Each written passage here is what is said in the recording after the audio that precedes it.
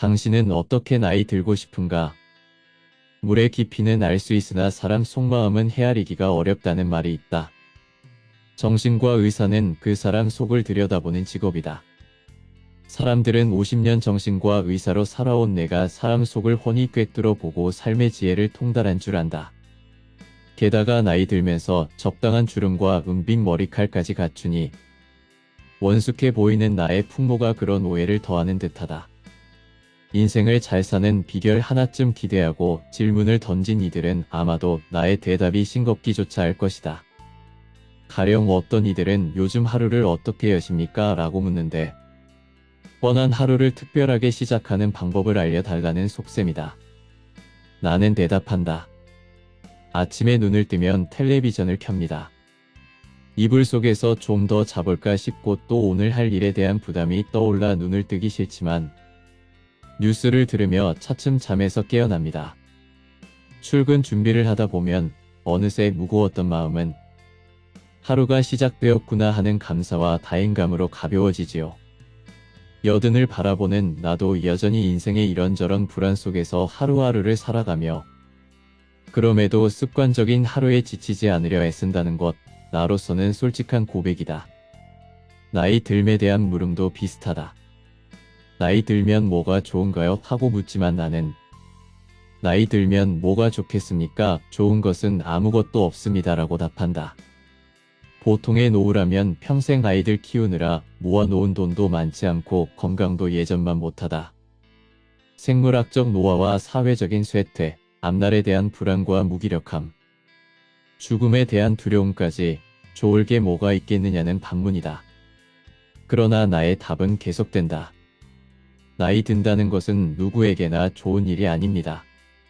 하지만 누구에게나 오는 것이기 때문에 이 또한 받아들여야 할 생애의 궤적입니다. 나이 들어 좋은 점이라기보다 나이 들면서 웬일, 즐거운 일을 만들어 가겠다는 마음가짐이 훨씬 중요하지요.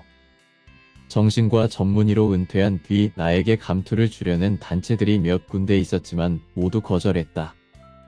나이 들어 좋은 점은 딱 하나, 더 이상 누구의 눈치도 볼 필요 없다는 점이다. 자존심을 세워주는 그럴듯한 자리라도 나는 명예보다는 즐거움, 책임보다는 재미를 택하면서 살기로 했다.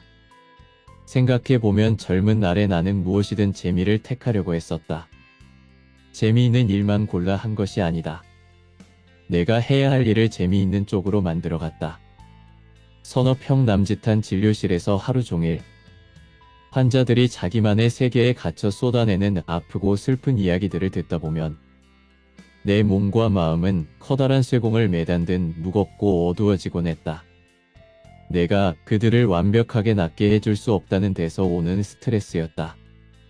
나는 생각을 바꿨다. 환자들이 조금이라도 나아지는 데 도움이 되는 일을 해보자고. 그러자 좋은 생각들이 많이 떠올랐고 곧바로 실천에 옮겼다. 정신과 폐쇄병동을 개방병동으로 바꾸고 환자들이 속마음을 털어내는 사이코 드라마를 시도하고 정신이 아플 뿐 몸은 건강한 환자들을 위해 체력 단련실을 만들었다. 이를 만들어가는 과정에서 나는 신이 났고 즐거웠다. 한마디로 재미있게 견디기다. 그래서 나는 50여 년의 정신과 의사 생활에서 지치지 않을 수 있었다. 러셀은 말했다. 재미의 세계가 넓으면 넓을수록 행복의 기회가 많아지며 운명의 지배를 덜 당하게 된다고. 그런 재미를 추구한 덕분에 노년이 된 지금 나는 심심하지 않게 잘 살고 있다. 요즘 가장 재미있는 일을 꼽으라면 컴퓨터를 가지고 노는 것이다. 컴퓨터를 이용해 정신과에 관한 교육과 상담은 물론 한 사이트에는 아동기 감정을 이해시키기 위한 자료로 나의 어린 시절 이야기를 매일 올린다. 보는 사람도 재미있다 하지만 정작 제일 재미있어 하는 사람은 바로 나다. 또 컴퓨터로 젊은이들과 자유롭게 이야기를 나눈다.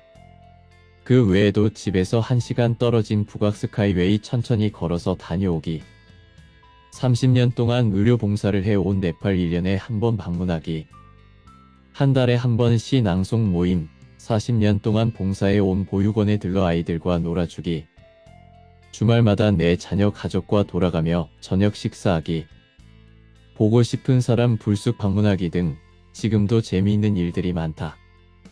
아마도 이 글을 읽는 사람은 나의 노년을 부러워할지도 모르겠다. 그러나 조금도 부러워하지 마시라. 누구든 재미있게 살겠다고 마음먹는다면 온통 재미있는 일이 벌어질 테니 말이다. 물론 젊은 시절 느끼던 재미와는 분명 다르다. 그러나 젊어서나 나이 들어서나 똑같은 재미를 느끼는 일은 정말 재미없지 않을까.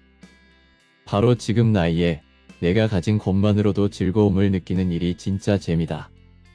젊어서는 산 정상에 오르는 일이 재미있었다면 나이 들어서는 멀리서 바라보는 것만으로도 충분히 재미있을 수 있다. 젊어서의 재미만 생각한다면 노년은 불행하기만 하다. 바로 지금 자신에게 맞는 재미를 찾는 것이 진정 나이답게 늙어가는 일이다. 요즘 방송 토론에서 노인의 급격한 증가로 우리 사회가 짊어질 재정적 부담에 대한 걱정을 자주 거론한다. 돈이 없는 노후는 곧 고통이자 절망이라는 분위기다.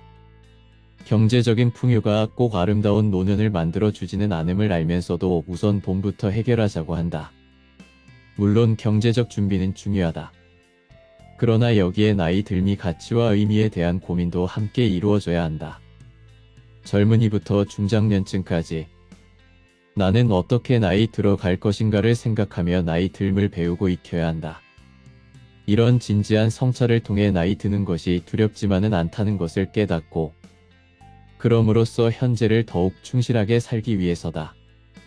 우리는 평생 시험, 취업, 결혼 준비 등 많은 준비를 하지만 정작 나이 들미 준비는 소홀하다. 나이 드는 것도 반드시 선행학습이 필요하다. 아무리 준비해도 막상 닥치면 당황하고 실수하기 마련인데 나이 든 후에 시작한다면 너무 늦다. 그동안 나는 정신과 의사로서 많은 사람들의 이야기를 들어왔다. 정신질환을 앓는 이들은 남의 말을 듣지 않는 공통점이 있다. 나는 그들의 이야기를 끝없이 들어주며 내가 말할 수 있는 기회를 기다렸다. 그들이 내 말을 듣기 시작하면 치료의 문은 조금씩 열리는 것이다. 늘 그렇게 다른 사람의 말을 들어온 내가 이제 나의 이야기를 들려주게 되었다. 특별할 것 없는 보통 할아버지가 살아온 이야기지만 사람들에게 내어놓을 수 있는 이야기가 있으니 한편으로는 지난 내 삶에 대한 아쉬움을 조금 덜어내는 기분이다. 나의 이야기가 인생 선행 학습의 작은 자료로 활용되어 나는 어떤 모습으로 나이 들어갈 것인가를 생각해보는 작은 불씨가 된다면 아주 기쁠 것이다. 나이 들어보세요. 재미있어요. 백발의 노신사가 젊은이에게 한 말이다. 젊을 때는 나이 드는 것이 싫고 노인의 부정적인 모습만 떠올리지만 실제 나이 들어 보니 재미있다는 말이다. 그렇다. 태어나서 죽을 때까지 삶의 궤적을 따라가다 보면 재미없는 나이가 어디 있으랴. 물론 20살의 즐거움과 40, 50살이 되었을 때 느끼는 삶의 즐거움은 전혀 다르다. 그러나 달라서 더 특별하고 가치가 있다.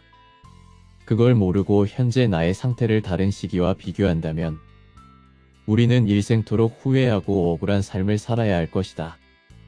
지금을 살면서도 한 번도 제대로 살지 못하는 슬픈 삶이다. 인생은 어느 시기건 그에 알맞은 그때만 느낄 수 있는 즐거움이 있다. 그것을 충분히 느끼며 산다면 성공한 인생이다. 세상에 존재하는 모든 것에는 음양이 있기 마련이다. 밝음이 있으면 어둠이 있다. 좋은 점이 있으면 나쁜 점이 있다. 영원히 간직하고 싶은 젊음의 열정과 에너지가 오히려 젊음을 좌절시키기도 한다. 힘없고 느리기만 한 늙음이 천천히 익어가는 술처럼 그윽한 인생의 향을 품어낸다. 그러므로 좋은 것이 늘 좋으리란 법은 없으며 나쁜 것이 언제나 나쁜 것도 아니다. 우리에게 필요한 것은 어느 한쪽만 보는 것이 아니라 바로 보는 것이다. 단점이 있다면 노력을 기울여 보완하고 장점은 갈고 닦아 내 삶의 힘이 되도록 해야 한다. 좋은 기운을 북돋아 나쁜 기운을 잠재우도록 해야 한다. 중년 이후를 바로 본다는 것은 나이 들어 좋아지는 것과 나빠지는 것을 구별하고 이해하는 데 있다. 나이가 들면 분명 나빠지는 것들이 있다. 가장 확실하게 나쁜 것은 바로 육체의 노화다. 사실 나이 들면 건강이 나빠질 일만 남았지 거꾸로 좋아지지 않는다. 이는 누구나 알지만 스스로에게 적용하기란 쉽지 않다. 입으로는 받아들이면서도 마음 한쪽에서는 그래도 나는 다를 것이라고 생각한다. 그런 생각에 계속 붙들려 있으면 억울함과 애석함만 커질 뿐이다. 노화, 즉 몸의 변화에 맞서는 가장 좋은 방법은 수능이다. 탤런트 김혜자 씨가 이런 말을 했다. 나이가 들어 불편한 것은 돋보기를 꺼내야 하니 책 보는 게 거추장스럽죠. 하나님은 다 좋은데 늙어서 눈은 나쁘게 하지 말지. 그걸 왜 그랬을까 곰곰 생각해 본 적이 있어요. 나이 먹어서 책을 보면 많이 알게 되고 그러면 앞에 나서게 되니 그냥 뒤에 가만히 앉아 있으라고 눈을 나쁘게 했나 보다라고요. 김혜자 씨의 부드러운 미소와 딱 맞아떨어지는 생각이다. 이런 자세라면 나빠지는 청력과 시력에 별 거부감 없이 자연스럽게 보청기를 끼고 돋보기를 쓸 것이다. 보청기와 돋보기는 거추장스러운 게 아니다. 오히려 젊어서 듣지 못했던 소리, 보지 못했던 세세한 것까지 보도록 노력하게 만드는 고마운 물건이다. 또 하나, 나이 들미 두려운 이유가 기억력이 떨어지는 뇌력 저하다. 이런저런 약속과 집안 행사를 잊어버린다거나 지갑이나 열쇠를 어디에 두었는지 도통 생각이 나지 않을 때 이런 정말 늙었나 봐라는 식으로 스스로를 비아냥대기도 한다. 이 말이 입버릇이 되면 나도 모르게 더 빨리 나이 들어 버린다. 나도 수첩을 양복 안주머니에 넣어둔 것을 잊어버려 고생한 일도 있고 바로 어제 일이 기억나지 않은 적도 여러 번이다. 처음엔 충격이 컸다. 하루 종일 사라진 기억을 생각해내느라 스트레스를 많이 받았다. 지금은 대수롭지 않게 여긴다. 수십 년 뇌 속에 쌓아왔으니 용량이 꽉 찼을 것이다. 이젠 나의 뇌가 알아서 자동으로 필요하지 않은 것들을 입력시키지 않을 뿐이라고 생각하면 마음이 편해진다. 생각이 느려지고 행동이 둔해지는 것도 당연하다. 한창 때의 젊은이처럼 행동하지 않는다면 이 또한 나이 들미 미덕이다. 생각해보라. 나이 들면 중요하게 해야 할 일이 적어지고 나를 찾는 사람도 줄어드니 바삐 서두를 것은 없지 않은가. 무슨 일이든 천천히 해도 혼낼 사람이 없으므로 마음 푹 놓고 하면 된다. 사실 나이 들면서 가장 넉넉해지는 재산은 시간이다. 얼마 전 나이 드니까 음식 맛이 없어졌다고 잠옷 억울한 표정을 짓는 이를 만난 적이 있다. 그는 예전에 먹었던 그 맛을 찾아 구석구석 맛집을 순례한다는데 그 맛이 아니란다. 그러나 평생 하루 세끼 온갖 음식을 줄기차게 먹으며 살아왔는데 혀가 둔해질 때도 되었다. 나이 들면 혀의 맛이 아닌 다른 데서 삶의 맛을 찾아보라는 신의 계시쯤으로 생각하면 어떻겠느냐고 나는 그의 억울함을 달래주었다. 또 누군가는 나이 들어 좋은 것은 지하철 공짜표밖에 없다고 투덜거리기도 한다. 나이 들면 더 대우를 받아야 한다고 여기는 것이다. 그런데 공짜표가 어디인가? 아마도 나이 들었다고 무료로 지하철을 태워주는 나라는 우리나라밖에 없을 것이다. 굉장한 혜택이다. 거기에 박물관 입장료도 깎아주는 등 찾아보면 이런저런 경로 우대 혜택이 많다. 지하철에 타면 젊은이들이 알아서 자리를 비켜주기도 한다. 맡아놓은 자리처럼 앉을 수 있으니 얼마나 좋은가. 자가용이 따로 없다. 사실 내가 나이가 들었다고 억울해하지만 않는다면 굉장히 행복하다. 왜냐하면 지금까지 경험해 보지 못한 것, 이전에는 알지 못했던 새로운 감동이 아주 많기 때문이다. 그 즐거움을 누릴 생각은 하지 않고 억울한 생각만 하면 무기력해지고 우울감에 빠진다. 나이가 들면 좋은 점은 생활이 단순해진다는 것이다. 책임도 의무도 줄어든다. 시간이 늘어나고 인내심이 많아지고 감정이 섬세해진다. 평소에 바쁘다는 핑계로 하지 못했던 일들을 불어난 시간에 하나씩 해보는 재미를 누리는 것도 좋다. 여행을 하고 글을 쓰거나 악기를 배워도 좋으리라. 더디 진도가 나가도 누가 뭐라 하지 않을 것이다. 오히려 새로운 시작을 칭찬해 주리라. 나이가 들면 긴 시간이 드는 일을 찾아 제대로 시작해보라. 잘 안 돼도 서툴어도 시간이 넉넉함으로 내 자신을 기다려줄 수 있다. 요즘 나는 매일 아침 잠자리에서 눈을 뜰 때마다 신기하다. 주위에는 밤에 자다가 세상을 떠난 동창이나 선후배가 많다. 나 또한 내일이 반드시 예약되어 있지 않다. 그래서 아침에 눈을 뜨면 가장 먼저 와 눈 떴구나 하하하 하고 쾌재가 터져 나온다. 그 순간의 찰나적인 신비감이라니. 젊을 때는 이런 신비감을 단 한 번도 느낀 적이 없다. 그때는 아침마다 기계적으로 일어나 하루를 시작했을 뿐이다. 그러나 지금은 나에게 남은 생물학적 여명이 적다는 데서 오는 하루하루의 희열감에 매일 아침이 행복하다. 이것도 나이 든 자들만이 느낄 수 있는 특별한 감동이다. 일본 시인 이사의 하이쿠다. 얼마나 운이 좋은가. 올해에도 모기에 물리다니 딱 내 심정이다. 한 살 한 살 나이 들어간다고 억울해하지 마라. 제대로 살지도 못했는데 벌써 이렇게 나이 들었다고 후회하지 마라. 누가 뭐래도 우리는 할 수 있는 만큼 살았고 일했고 즐겼다. 지금 내 나이에서 느낄 수 있는 즐거움을 찾아내는 것이 더 급하다. 내가 쓸 수 있는 인생의 시간은 지금 이 순간에도 줄어들고 있다. 나이가 들면 내가 사람을 찾아가야 한다. 노년의 삶을 가장 어렵게 만드는 것이 외로움이다. 고독사라는 말까지 등장했다. 그런데 인간을 병들게 하고 불행하게 만드는 원인이 꼭 외로움이겠는가? 혼자기 때문에 건강이 나빠지고 외로워서 인생이 불행해지는 게 아니다. 혼자 있는 게 두렵고 외로움이 무섭다면 외롭지 않으려고 노력하면 된다. 이 당연한 이치를 회피한 채 나는 왜 외로울까? 인생 헛살았나 하고 찾아오지 않는 사람을 원망하는 것이야말로 불행을 자초하는 것인지 모른다. 노후 대비로 젊었을 때 보험이나 연금을 드는 것도 중요하지만 외로움에 대비하는 일도 잊어서는 안 된다. 다른 말로 적응이다. 살다 보면 아무도 나에게 관심을 갖지 않는 시기가 꼭 온다. 그 상태를 당연하게 받아들이고 그에 적응하는 법은 스스로 찾아내야 한다. 경제적 준비를 잘해서 연금이 많이 나온다 해도 그 연금을 쓸 능력이 없으면 그것 또한 고통이다. 단지 저축을 많이 하고 돈 쓰는 법을 배우라는 말이 아니다. 외로움은 돈으로 해결되지 않는다. 외로움을 없애는 가장 쉬운 방법은 다른 사람을 사랑하는 것이다. 사랑을 너무 거창하고 형이상학적으로 생각할 필요는 없다. 사랑은 궁금증과 관심에서 시작한다. 저 사람은 왜 저럴까? 저 사람은 무슨 생각을 할까? 이런 궁금증이 있다면 바로 그것이 사랑이다. 정신과 전문의 수련을 받던 제자가 나에게 물었다. 선생님, 환자를 언제 퇴원시키면 됩니까? 그에 대한 교과서적인 기준은 있다. 하지만 나는 종종 교과서에 없는 기준을 이야기하는데 그때도 그랬다. 환자가 사랑하는 능력이 생기면 퇴원시켜도 좋습니다. 부연하자면 정신과에 입원하는 환자들은 대개 일상생활이 불가능할 정도로 자기애가 지나친 사람들이 많다. 이들에게 사랑하는 능력이 생긴다는 증거는 주변에 관심을 갖는 것이다. 자기가 아닌 타인에게 관심을 갖고 자기 정서를 표현하며 관계를 형성해 나간다면 이미 이 환자는 사랑하는 능력이 생긴 것이므로 이제 그만 퇴원해도 된다고 판단하는 것이다.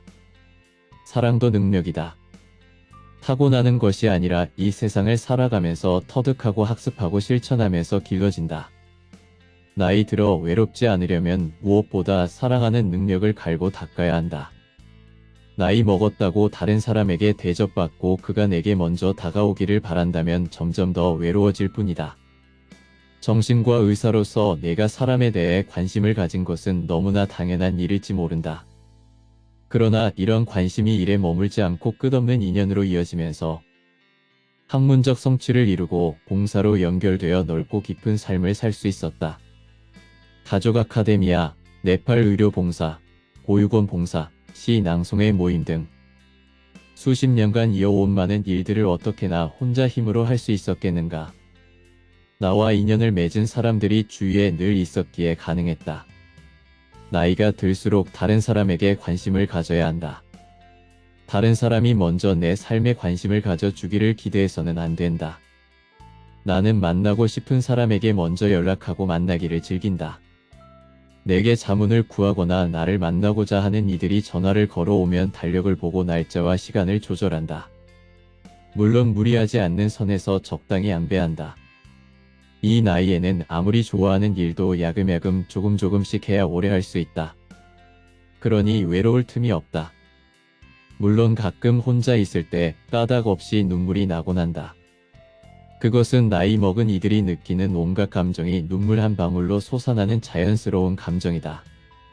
무서워하고 두려워할 감정이 아닌 것이다. 그럼에도 밀려오는 외로움을 견디기 힘들다면 제발 푸념만 늘어놓지 말고 생각나는 사람을 찾아가라. 전화나 문자 한 통이어도 괜찮다. 그리운 이의 목소리를 듣는 것만으로도 사람은 때로 위안을 얻기도 하니까 말이다. 노후에 대한 사회적인 관심이 많이 늘었지만 아직도 많은 사람들이 노후에 대해 막연하게만 생각한다. 편안하게 시간을 보내며 여유롭게 여행을 한다거나 손주의 재롱을 보는 재미로 살고 싶다고 말하는 것이다. 그러나 노후의 시간은 생각보다 아주 길다. 노후는 사전적 의미로 늙은 뒤의 시간을 말하며 생활 능력이 없어지거나 떨어지는 때를 뜻한다. 하지만 현실의 노후는 여전히 밝고 힘이 있고 능력이 있다. 그래서 현대인들에게 노후는 무언가 의미 있고 나에게 여전히 필요한 일. 그게 취미든 봉사든 돈벌이든 상관없이 계속하는 시간들이다. 그 사이사이에 여유를 찾고 여행을 한다거나 틈틈이 손주들의 재롱을 보면 된다. 생각해보면 나는 정년 이후에 더 많은 일을 의욕적으로 해왔다. 병원과 학교를 떠난 뒤 더 자유롭고 창의적으로 살아왔다. 상담과 네팔 의료 봉사, 보육원 아이들 돌보기, 석불 연구, 사이버 대학 입학, 청소년 성상담 활동, 노인 교육 등 그 가지수도 무척 많다. 그런데 그 일들이 누가 불러줘서 시작한 일이 아니다. 모두 내가 자청해서 만들고 실행한 일들로 아직도 나는 그 일들을 즐겁게 하고 있다. 그래서 하루하루가 행복하다. 그러므로 긴 노년의 시간을 잘 보내고 싶다면 막연한 바람이나 환상을 떨쳐버리고 시간을 편안히 보내겠다는 생각 대신 시간을 마음껏 쓰겠다고 생각하라. 분수를 안다는 것은 무엇인가? 내 형편을 알고 그에 맞게 사는 것이다. 모자라지도 않으면서 더 많이 욕심을 내는 것 또한 분수를 모르는 것이다. 내 형편에 1,000,000원은 없어도 되는 돈이었으니 나는 분수를 모를 뻔했다. 많이 가지기를 바라는 순간 부족해지는 이치다. 그런데 요즘 세상에서 돈의 중요성만 강조되다 보니 반대로 돈이 중요하지 않다는 이야기도 만만치 않다. 돈과 물질을 배타적으로만 보고 행복에는 꼭 돈이 필요하지 않다고 말한다. 그런 이야기를 자꾸 듣다 보면 돈의 의미가 왜곡된다. 가치 있는 돈마저 외면해 버리게 된다. 그래서 돈을 많이 가져도 행복하지 않고 돈이 없어도 노력하지 않게 된다.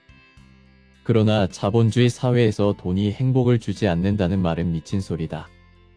자본주의 사회를 살아가는 데 1순위는 돈이다. 그러므로 우리에게 필요한 것은 돈을 제대로 다루는 훈련이다. 나는 부모에게서 그런 훈련을 받지 못했다. 나의 손자들은 어리지만 돈에 대한 분명한 목적을 갖고 있다. 돈으로 뭐 할 거냐고 물으면 나름대로 계획이 있다. 그렇게 차곡차곡 주체적으로 돈을 다루는 법을 알아가면 돈에 휘둘리지 않는 삶을 살게 될 것이다. 언제나 돈을 부족하다고 느끼지 않을 것이다. 노년은 돈이 가장 중요하게 느껴지는 시기다. 노동력이 줄어들면서 돈이 부족해지기 때문이다.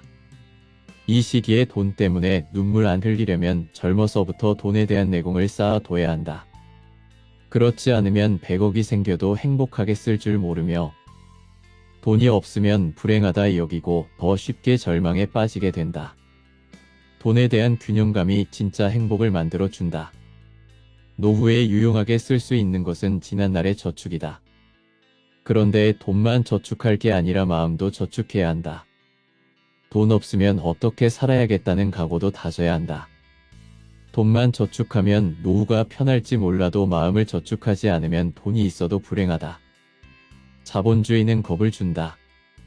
노년에 경제적 여유가 있어야 안락한 노후를 보낼 수 있다고 재촉한다. 여행도 가고 골프도 즐기고 친구도 만나려면 돈이 있어야 한다. 자식이나 다른 사람들로부터 업신여김을 당하지 않으려면 돈이 필요하다. 돈이 있어야 품위 있는 노년을 보낼 수 있다. 모두 틀린 말은 아니다. 그러나 돈이 없다면, 돈이 떨어진다면 그 이유를 생각해야 한다. 여행은 안 가도 그만이다. 자동차도 버릴 수 있다. 돈이 없다고 대우해주지 않는 곳은 안 가면 그만이다. 노후를 앞둔 사람들에게는 돈보다 이런 각오가 더 중요하다. 인간 수명 100세다. 준비할 것도 많지만 이런 마음가짐도 저축해두면 더 든든하지 않겠는가. 노후 준비하면 사람들은 대부분 돈을 벌어놔야 한다고 생각한다. 평균 수명이 길어진 요즘, 인생 계획에서 노후 자금은 매우 중요한 의무사항이 되었다. 그런데 여기에서 경제력은 무엇인가 생각해보자. 경제력을 단순히 돈에만 국한하고 자기만을 위해 쓰는 것이라고 생각하는 것은 나이 든 후의 삶을 생물학적 수준에 머물게 한다. 모아놓은 돈으로 먹고 자고 놀고 즐기다 삶을 끝내는 것 말이다. 경제력에 대한 생각을 바꾸지 않으면 재미없는 노후를 보내게 된다. 그러나 내가 가진 물적, 정신적, 인적 자원을 잘 결합시켜 내 삶을 스스로 꾸려 나가겠다는 의지를 경제력에 포함시킨다면 얘기가 달라진다. 노후에 내가 할 수 있는 일을 찾아내고 돈으로 대표되는 경제력을 의미 있게 쓰려는 노력은 노년의 삶을 풍요롭게 한다.